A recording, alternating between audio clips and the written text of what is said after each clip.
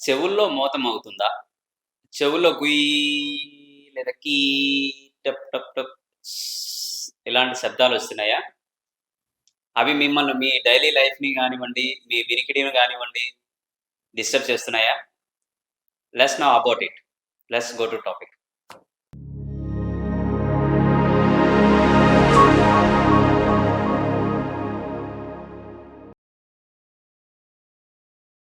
Hi, hello, నమస్తే. Myself doctor Gangaraju. I'm a clinical and interventional audiologist and senior deglutologist and speech pathologist and fellow in cochlear implants and fellow in aspiration and swallowing management. So now let's go to topic. Yes.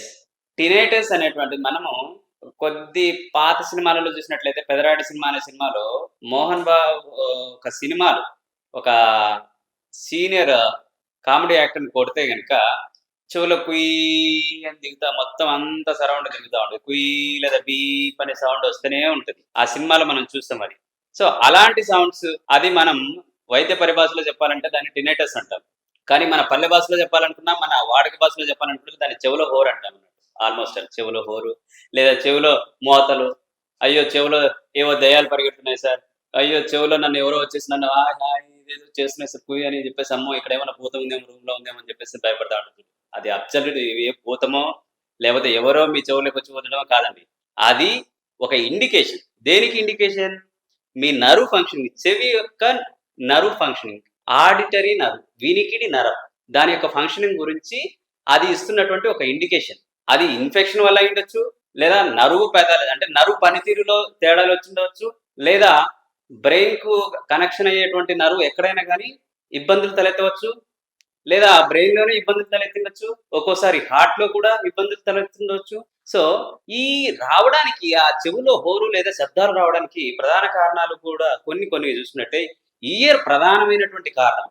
దాని తర్వాత brain. దాని తర్వాత cardiovascular అంటే గనక మన గుండె యొక్క పనితీరులో వాటి యొక్క రక్తనాళాల సరఫరాలో ఉన్నటువంటి ఇబ్బందుల కారణంగా కూడా మీకు ఈ చెవిలో హోరు లేదా శబ్దాల మోతలు వచ్చేదానికి అవకాశం చాలా వరకు ఉందన్నమాట.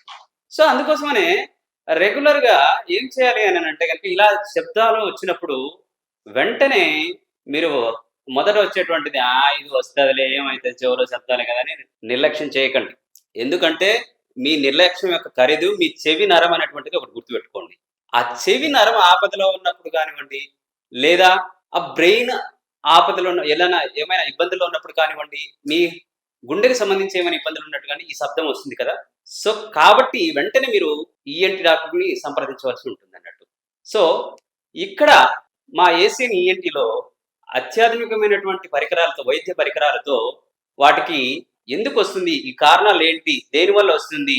అని తెలుసుకొని అంటే చెవి యొక్క నరం యొక్క శబ్ద తీవ్రతను తెలుసుకుంటాము. అలాగే చెవిలో యొక్క ఇన్ఫెక్షన్స్ లోపల మధ్య చెవిలో ఏమైనా ఇన్ఫెక్షన్ స్టేటస్‌ని కనుగొంటాము ఆ ఇన్‌స్ట్రుమెంట్ ద్వారా, అడ్వాన్స్ టెక్నాలజీ ద్వారా.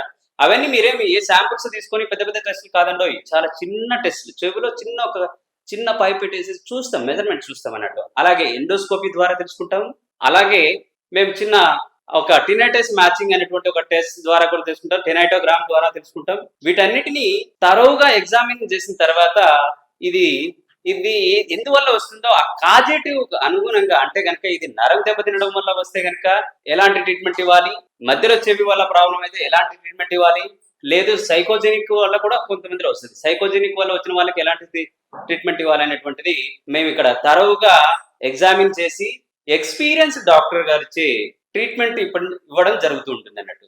This is the centre for tinnitus అండి. మా సెంటర్ అనేటువంటిది we are proudly announcing this is centre for tinnitus management.